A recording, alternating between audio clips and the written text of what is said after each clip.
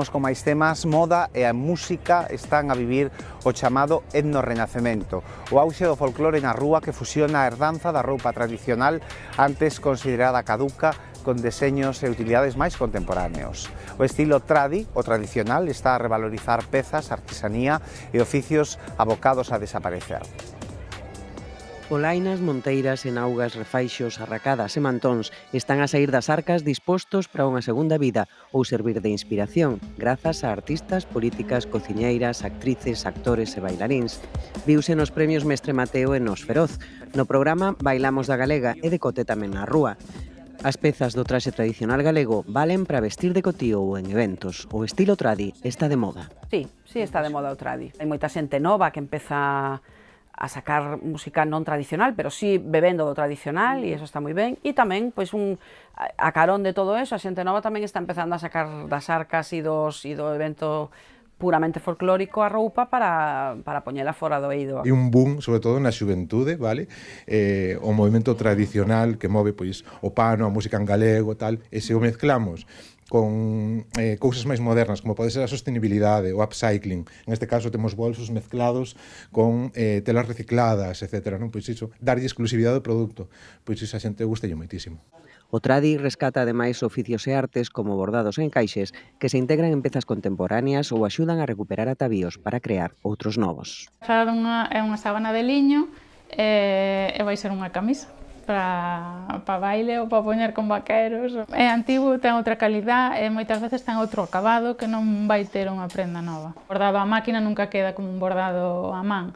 O nido da abella, pois, tamén ten unha cosa especial.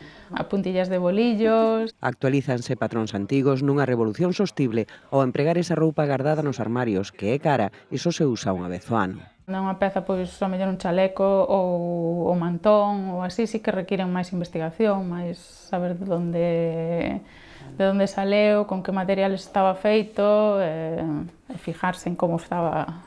Está moito de moda levar pañoletas de moitos estilos.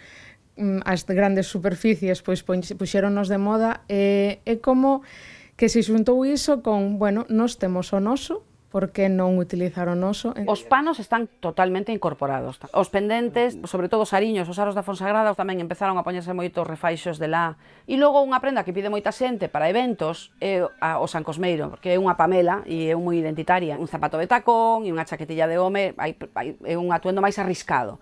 Pero logo hai prendas, pois, como un xustillo, unha chaquetilla, ou unha camisa de tradicional que é como un vestido de verán, de liño. Todas as pezas representan as raíces e partes da historia de Galicia e poden reinterpretarse fora dos circuitos de baile tradicional, os grandes impulsores do tradi. Levamos moitos anos, afortunadamente, tendo un fondo cultural e un montón de xente que se dedica a música inspirada no tradicional. E probablemente o paso polo Benidorm Fest das Tanxugueiras fixo que isto tuvera unha proxección máis aló do que é habitual pola rúa. Non é que salira de aí, pero sí que fixo que de repente se vira. Puxeron aí no foco a xente nova, a xente da súa generación.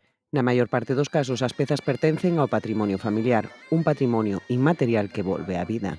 Sábana de miña abuela ou eso, é dicir que podes levar ti unha camisa que foi de outra persona, que ten outra vida, que tuvo outra historia aí detrás, pois sí que emociona, non? No século XX o traxe tradicional galego quedou caduco, digno só dos museos e pouco atractivo. Grazas ás profusas investigacións, para a mocidade actual o traxe galego é multicor, con tecidos cómodos e lixeiros, e para lucilo con fachenda. Teño un cliente, que vai pola rúa coa súa monteira e que xa o saquei algunha vez en redes, en Nueva York con ela, en Grecia con ela, por aquí pola rúa con ela. Se cadra non completo, tal, pero sí que queren ter un guiño aí coa cultura galega. No momento actual, pois posiblemente haxa menos pudor en poñerse unha destas prendas sin sentirse disfrazado. Levar unha peza tradi converteuse nun símbolo de autenticidade, exclusividade e identidade ao que se apuntaron os grandes deseñadores, facendo da artesanía un luxo. É o valor do auténtico.